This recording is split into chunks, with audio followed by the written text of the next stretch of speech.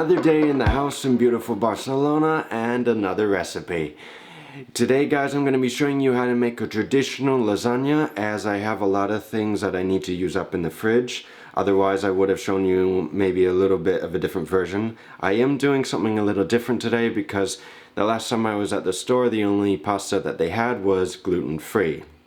So we're going to see how it turns out today with gluten-free pasta. I haven't made it before gluten-free.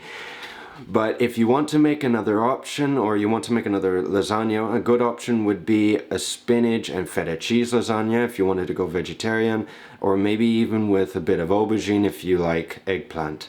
Anyway guys, be sure to hit that like button, as it helps with the algorithm a lot more than you think with the video rankings. And be sure to subscribe if you haven't already. And I want to thank all the subscribers that have subscribed so far, as I just reached 150. So let's get started.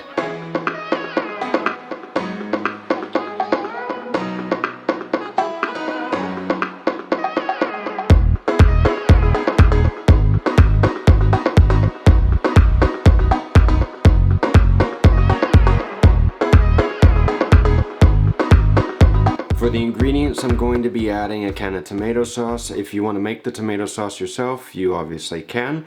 I'm going to be adding about half a large onion, or you can add one medium onion, about 300 grams of beef, and like I said earlier, if you don't want to add beef, you can substitute that for more cheese, or to make it more vegetarian and all vegetables.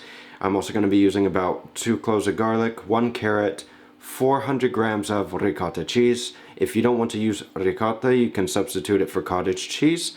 It's a little less fatty. I'm going to be using all the mozzarella that I have. I'm also going to be cutting all of the vegetables in bernoise, because you don't notice them in the sauce. So very, very, very small. So for the onions, you're just going to cut the top off. You can then leave the bottom. You're going to cut it in half. You're going to peel it. Once you have it peeled, you're going to cut super skinny slices. You're going to make a lot of incisions with your 3 fingers and your thumb behind. Right? You're going to hold the knife just like this, and you're going to cut, if you can see me. You're going to go very slow, one at a time, and then you can speed up the better you get.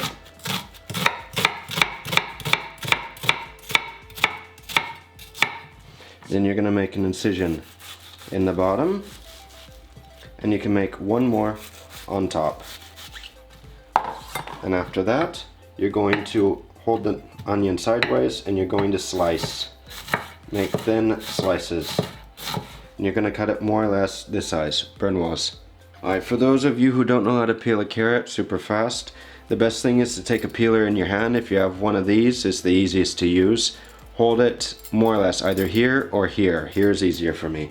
You're going to hold it on the cutting board at more or less a 45-degree angle, and you're going to start at the top and peel down, and slowly turn as you're peeling. After you have the carrot peeled, you're going to top and tail, meaning cut each end off, throw that away. Alright, now you're going to square it. You can cut one side off just to make it flat so it doesn't roll each side. Then you're going to cut thin stripes lengthways, and you can cut them more or less this size for bernoise. Once you have them cut, you can stack one on top of each other because it's faster. Again, you're going to cut lengthways, you're going to line them up, and you want to make small squares. After you have them cut, you're going to turn, and you're going to cut sideways. And you're going to have, you want them more or less this size for bernoise. And the garlic, you can do the same. I can do the same by cutting it just like the onion. That way you only cut it once. And if you don't want to try that, you can easily just slice it like normal, and then go through it again by slicing it again. So after you cut all the veg, we want to be working efficiently, and we want to cook as many things at the same time as we can. So we're going to put the oven on. We're going to preheat it to about 200 or about 350 Fahrenheit. We're going to get the pan hot, saute the onions until they are clear. Then we're going to add the carrots, the garlic, Cook the carrots until they're about done. You're going to make a little hole in the middle, and then you're going to add the beef. You're going to cook the beef, and once the beef is cooked, you can add all the spices, all the herbs that you want to add, and even if you want to add a little bit of red wine, then you're going to reduce the wine. Then we're going to add most of the tomato sauce, not everything, and I'll show you at the end what I mean by that. Also, while all of this is cooking, you can pre-soak the noodles beforehand. If you have a kettle, you can turn the teapot on and get it hot because it's going to boil a lot faster than it will on the stove. And just put the noodles in the pan that you're going to use. Count before, because you want to think how many layers you're going to have. Today I'm going to be making about 3 layers.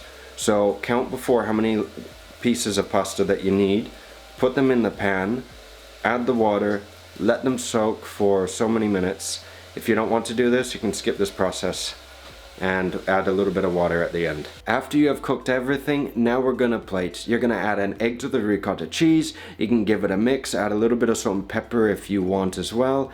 And if you're pre-soaking the noodles beforehand, especially if it's gluten-free, I used to make a lot of pasta, and for me gluten-free has always been a little difficult. And if you pre-soak them beforehand, there's gonna be a residue on there that you want to take off because it's not something that you want in your dish. So the tomato sauce that we didn't add to the mix, now we're going to add just a little on the bottom.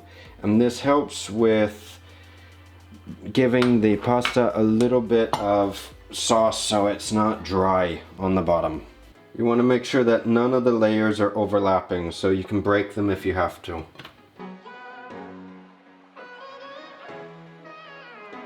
Okay, once you have the first layer, you can take a bit of the sauce. We're going to put the meat now.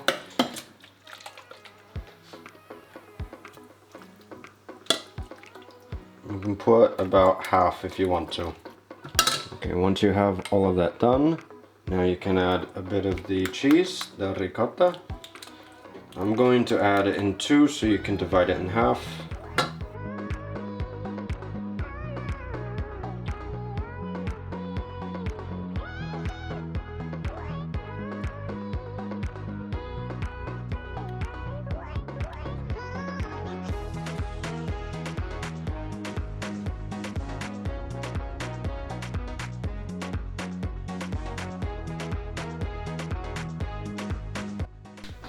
You can add a little more, you can add extra cheese in this layer if you want, or in any of the layers really, because lasagna is very easy to change the styles.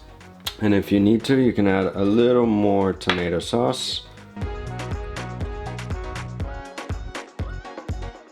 Tomato sauce because if it saves it from going dry. After you put everything together, you may want to add a little bit of extra tomato sauce on top. You can put the cheese on top, and if you need to, like I said before, you can add just a little bit of water to it, especially if you haven't cooked the pasta beforehand, because this will prevent the pasta from the lasagna being too dry after you put it in the oven. You can put a little bit of foil on top, pop it in the oven for about 25 to 30 minutes. We're gonna check it in about 15-20, just because it's a good idea to keep an eye on it. And when it's done, you can take the foil off, you can turn it on broil, and you can brown the top to give it a nice color.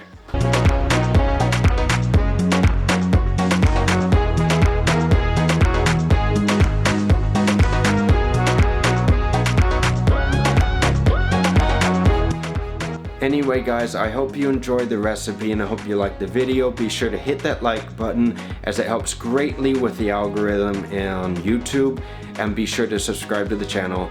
I'll see you next time, and thank you for watching.